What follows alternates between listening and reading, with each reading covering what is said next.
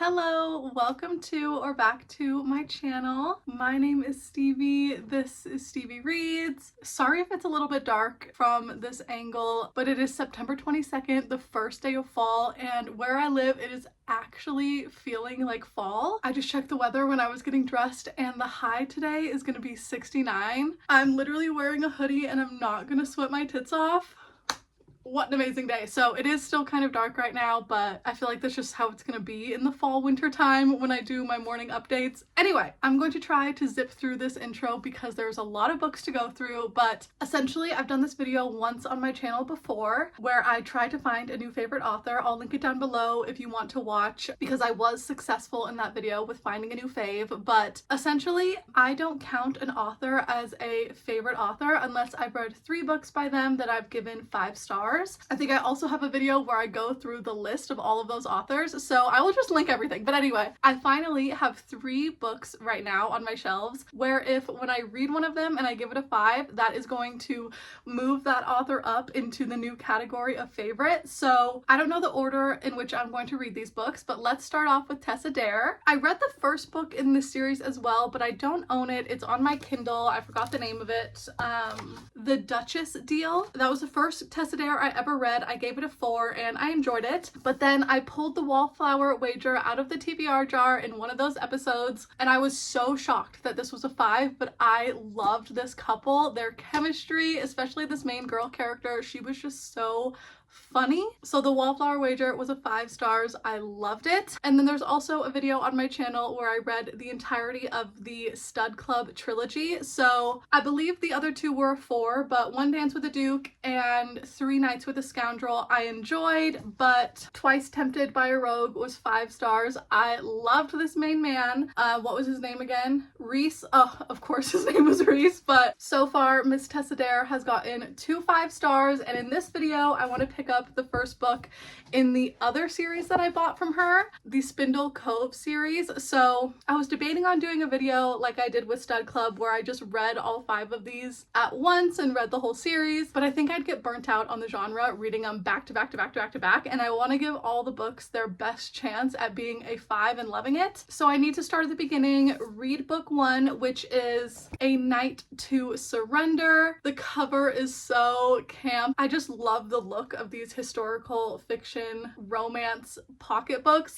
But yes, this is the first book in the Spindle Cove series. I don't know the tropes or the characters or really anything about it, but I'm hoping that it gets a 5 star and that Tessa Dare can make it into my new favorite authors list. Second author we have is Mariana Zapata. I've read 4 books from her and All Roads Lead Here and Colty were both very strong 4 stars. I feel like I love a Mariana Zapata romance all the time, but sometimes they're just not, hitting like a full 5. There was little things with both of these that I didn't love, but I absolutely ate up, devoured, was obsessed with From Lukov with Love and The Wall of Winnipeg and Me.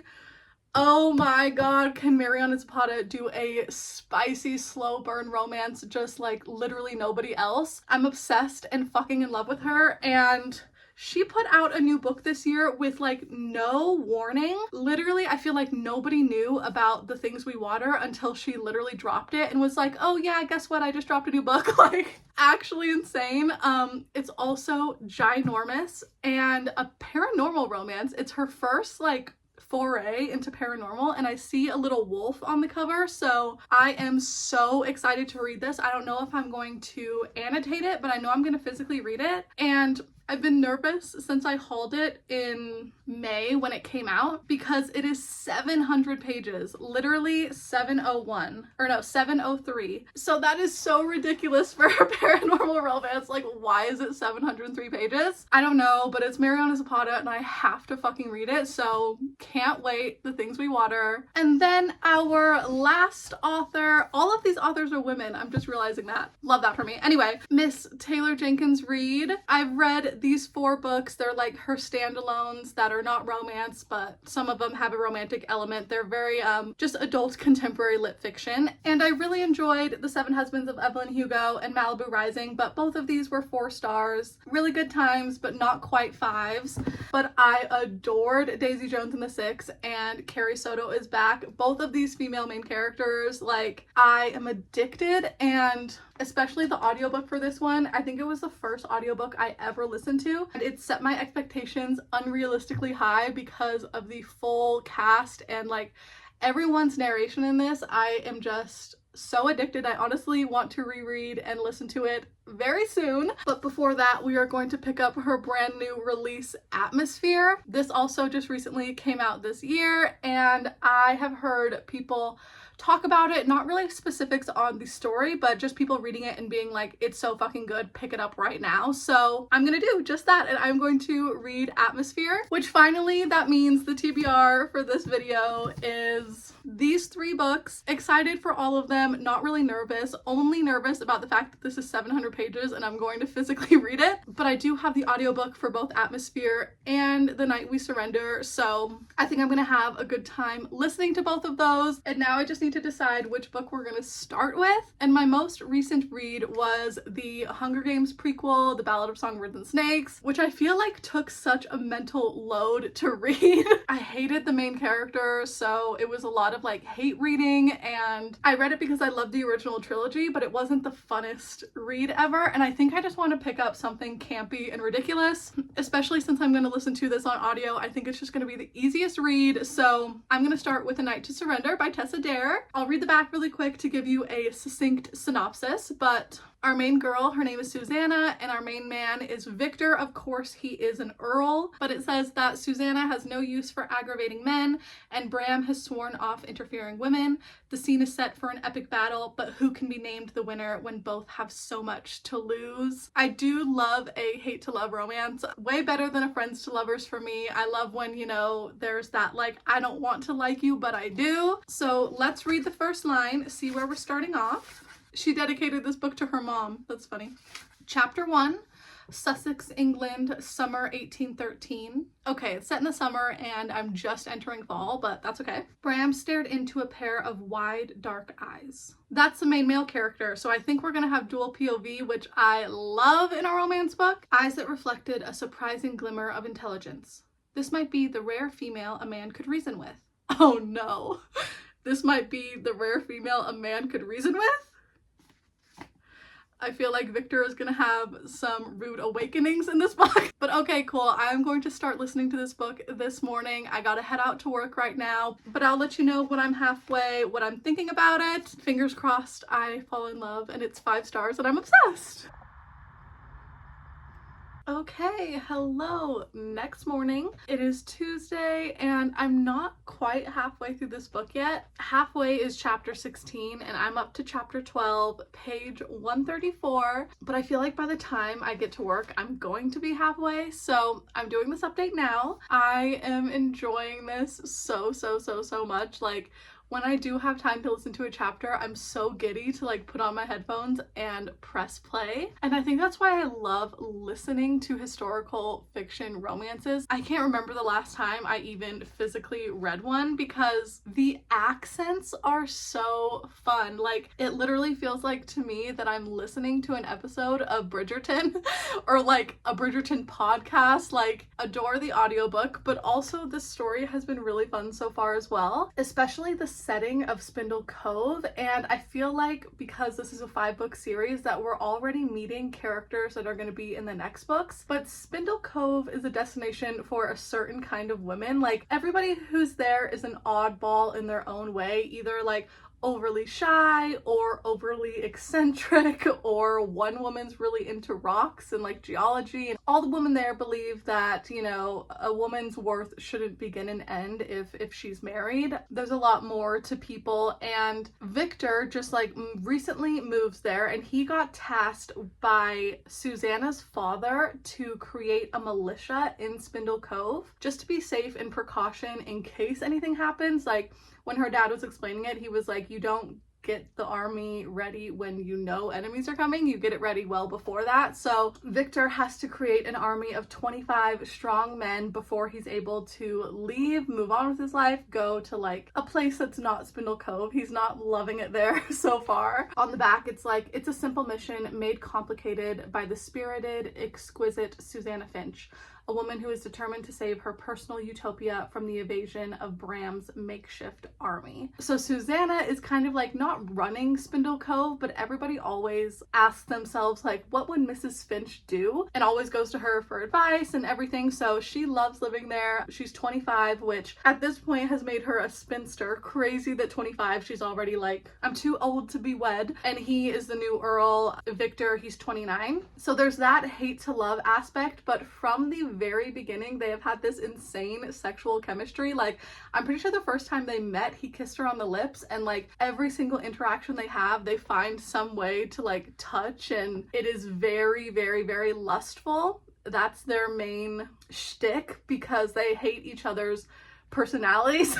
But every time they like separate, they're both like, oh my god, it was so close to being a lot worse than that. And yeah, 134 pages. I feel like I just listened so quick. I got to read a little on my lunch break, and then when I came home I went on the treadmill so I could keep listening, and hopefully I will do the same tonight. Hopefully I can maybe finish it today, we will see. But as far as I am into the book right now, it has a very strong contender to be a 5, so hopefully it just goes up and up and up. But having a good time with A Night to Surrender, and literally I want to end this clip so I can just keep listening. Okay, I made it to work, so super quick update, but I'm halfway through chapter 14. Oh my god, I'm obsessed. I'm fully obsessed. Like, this is gonna be a 5 stars. Okay, next day, once again, it is just very early, so we're at my vanity, but it is official. Tessa Dare is a new favorite author.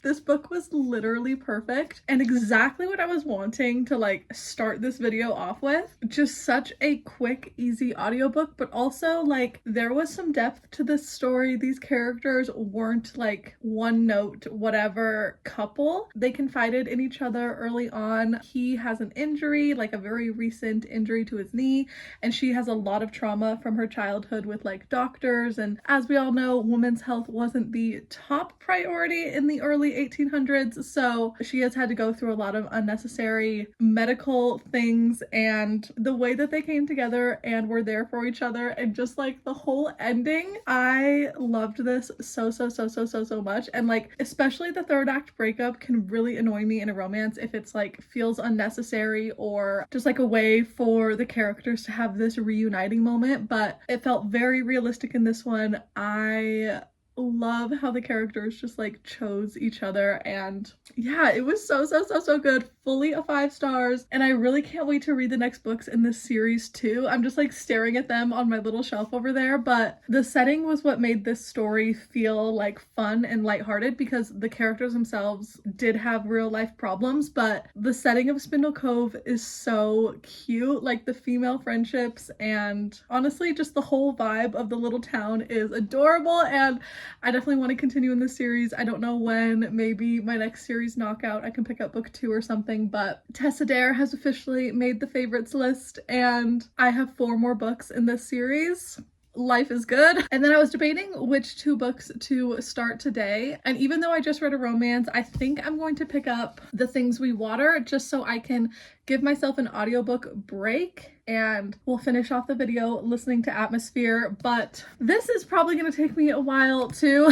I am so excited for this. We all know that Mariana Zapata is the queen of slow burn, so this romance is going to be dragged out. Like with her books, the characters don't even kiss till like here.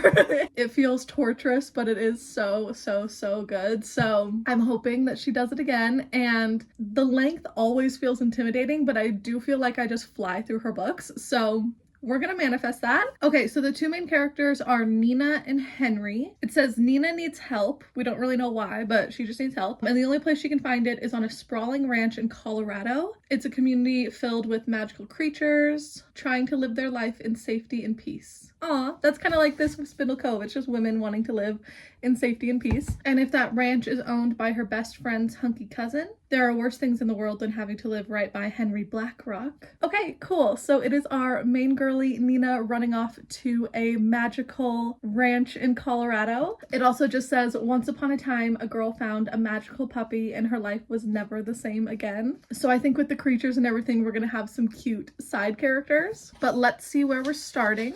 I think this is dedicated to her husband because she says, "To my love, my heart, my soul, the most magical being I've ever known, Kai, you will always be the best love story I'll ever be a part of." So that's cute. This one was dedicated to her mom and this one dedicated to her husband. Like, how adorable. Chapter 1. I wasn't surprised they didn't know what to say. What had just come out of my mouth sounded like something I'd hallucinated or an excerpt from a fantasy novel. But this was no fairy tale, no legend, not even a best-selling novel being adapted into a movie. It was reality, my reality. So I wasn't exactly surprised when my two best friends leaned forward, mouth slightly open, and said almost simultaneously, "Explain that again." Okay, that was intriguing and I really want to keep reading. And I am definitely going to dive into it this morning. It's like 7:30 right now, so I'll probably be able to read a couple of chapters before I go to work. And then obviously when I get home tonight, I'll be able to dive right in. But with this being a little over 700 pages, I can update around the 350 mark, which let's see if there's a chapter. Okay, chapter 14 is 348. That feels like a lot of pages, but I will let you know when I get up to chapter 14.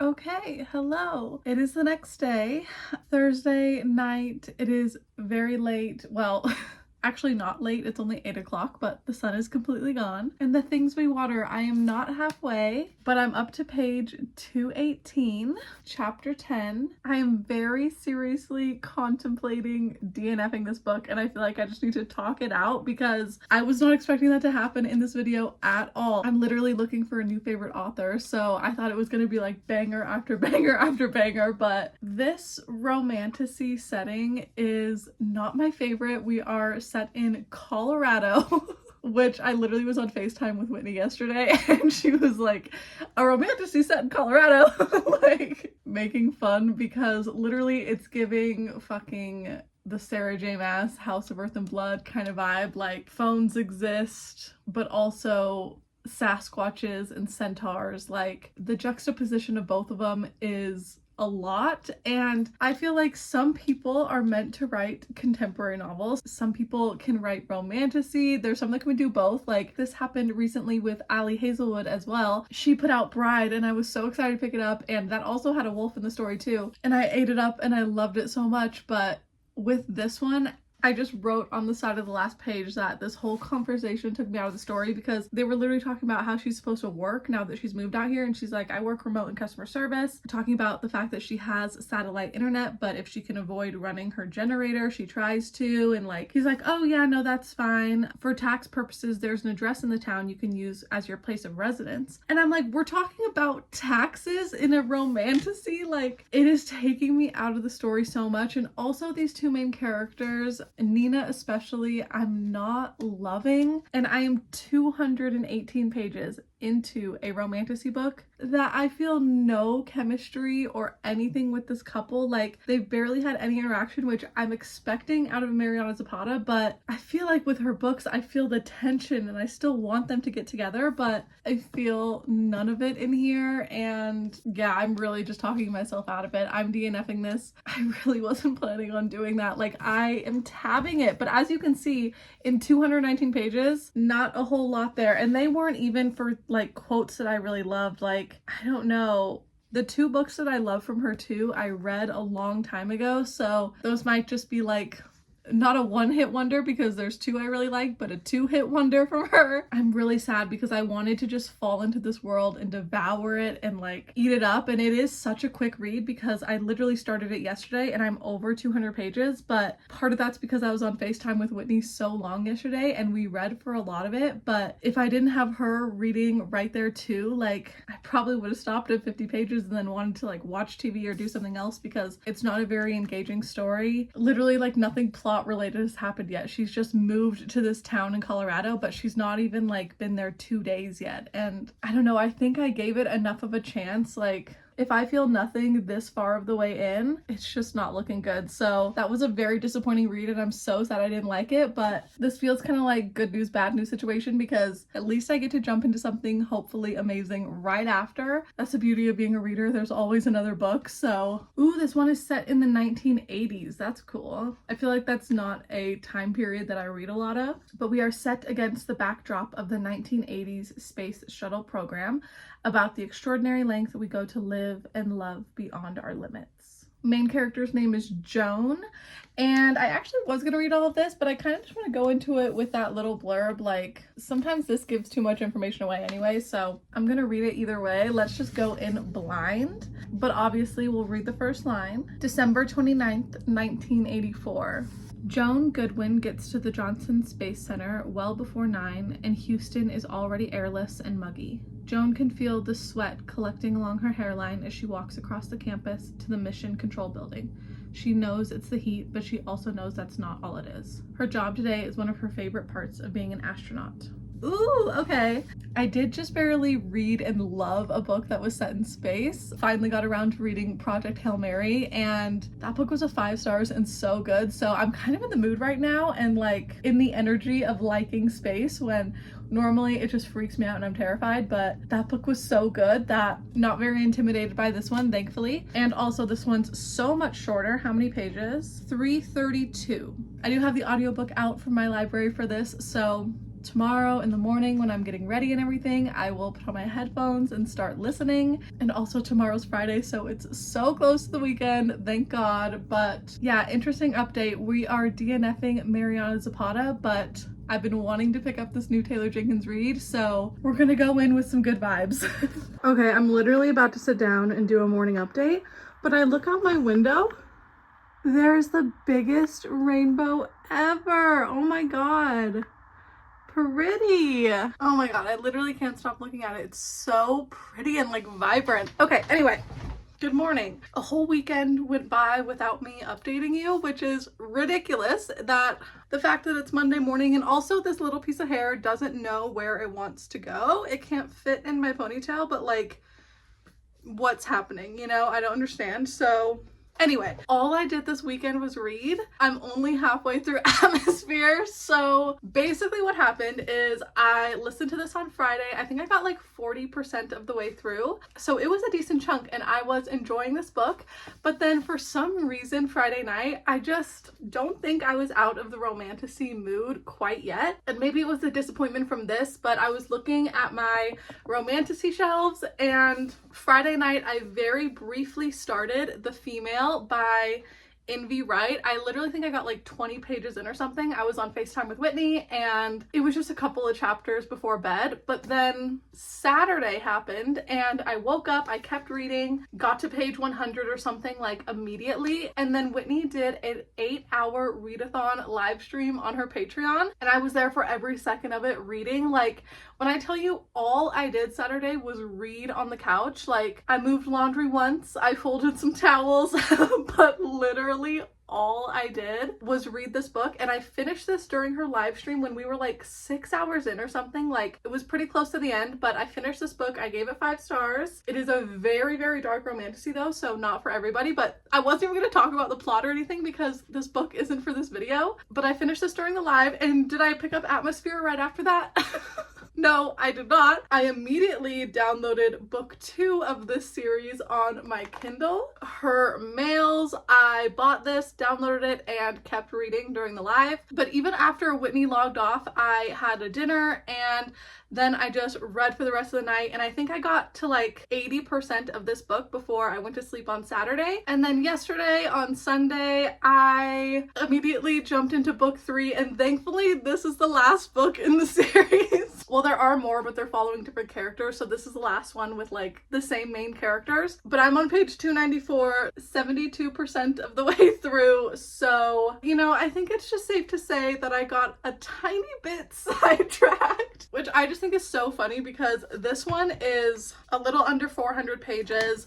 I know book 2 in this series was like 480, and then this one I think is 400. So clearly if I'm locked in on a romantasy, I can just fucking binge it, and I would have done that this weekend with The Things We Water if I enjoyed it, because This one, now that I'm looking at it, I'm like, it's only 700 pages. That's only like 1.5 of those books. And I just read these books all weekend. That's all I did. I had to take a break yesterday when we went grocery shopping, but I immediately came home and locked right back in. So book 2 in the series was 4 stars, and book 3 I'm not enjoying as much, so I think it's going down with every book, but I'm 72% of the way in, so I'm going to finish it. Honestly, probably will finish it today because I have the Kindle app on my phone, so it'll be very easy to pull up at work if I'm bored, which it's a Monday, so I'm definitely going to be bored and looking for a reason to not work. But all of that to say that this morning I made myself not read my Kindle book, and while I was getting ready, I put on my headphones and listened to the next 10% of Atmosphere, and I'm officially 50% of the way through this audiobook, and hopefully I can finish this book today as well. I'm also going to listen to it on my commute, and when I get home and everything. I want to do the treadmill tonight because I was going to this weekend and then I really just could not stop reading. But that is one of the best feelings as a reader, like being so locked into a series like that. Envy Wright really reminds me of Catherine Moon, if that's a romance author that you fuck with. But anyway, Atmosphere. I am liking this book. I'm just giving myself time with it and reading other books that I know I was in the mood for, but this has also been a very easy listen, and when I put my headphones on and started listening again this morning, I definitely fell right back into the story, so very easy to follow along. And I don't even think I gave you much of a synopsis, but we're following our main character, Joan. I believe she's in her 30s, and we are set in the 80s, and she has wanted her whole life to go into space. That was never a very realistic dream because no woman at this point has ever gone to space, but NASA just announced their like first female program, and out of thousands of applicants, she was chosen. And it wasn't a luck situation, like she's been wanting to do this for her whole life. She also physically trains to be able to be an astronaut because it's such a physically demanding job, and her strong-headedness and also her athleticism in that sense really reminds me of Carrie Soto, which, like I told you at the beginning of this video, Carrie Soto is one of my favorite 5 stars from Taylor Jenkins Reid. So this is also technically a love story, and some baby little bits of romance has been happening, but our main character Joan doesn't have really any sexual history. It's never intrigued her. Honestly, when she was young, she thought she was just not interested in it at all. But the older she gets, I actually think she's in her mid-20s, maybe 25. But the timelines jump around in this book, so it's really hard for me to remember what age she is. Anyway, there's been some slight sexual awakenings, I guess. One of my favorite scenes that have happened so far is she went to a strip club and saw some women dancing and was like, oh my god, okay, I kind of get the hype. Like, it reminded me of that scene in Heartstopper where he googled like, am I gay, question mark, because Joan is having some feelings, and like honestly feelings for the first time ever. She's like, there was one quote that I really liked, which if I had a highlighter, and oh my god, I found it. Okay, yay. It's on page 126, so if you don't want any spoilers from this book, like, I don't think this is a crazy big story, and this has nothing to do with the flight aspect or the astronauts or anything. This is just her when she goes to a strip club. Joan had seen women naked in locker rooms, but she'd never seen this. There were 6 or 7 women all dancing on the stages, some with bras on, some without, some teasingly pulling on the string of their bikini bottoms, and at first Joan had not known where to look. But now, whether it was the drinks or watching Donna and Lydia put dollars in the strippers' G-strings, something in her was settling. Her body was becoming softer, her muscles liquid, her belly warm, and she began to watch. She watched the way they moved, the way they curved and flowed. Just watching them, Joan liked her own body more. As she saw Duke tip a topless waitress, Joan made so much more sense to herself for one crystal clear moment. Of course, men were uninteresting to her. They were fundamentally uninteresting. We are interesting. And there's one specific stripper as well who I think she just gets a crush on immediately, and it's cute. Like, she's coming into her own as a person outside of being an astronaut, but her one and only goal for her entire life forever is to get into space. So she's reminding me of Carrie Soto, but she's also having like these tender moments and a lot of friendship moments with all the different astronauts. The way that it's playing with time too, we've already kind of seen the fates of some of these astronauts, so it's interesting to know what's coming, but also see when they met and how they didn't like each other, but then, you know, they let down their guards and actually had a conversation and like relationships grew. Yeah, anyway, very long rambly update, but I need to go to work. I'm going to try to finish Atmosphere today, and I will also probably finish, what one am I on? Their War. Also, the rainbow got so much bigger. Oh my god. Okay, I have to show you this really quick too. Now it goes like all the way to the other side. Oh my god, this is so pretty. Okay, anyway, goodbye. Ta-ta for now. Oh my god. Well, I just finished the book.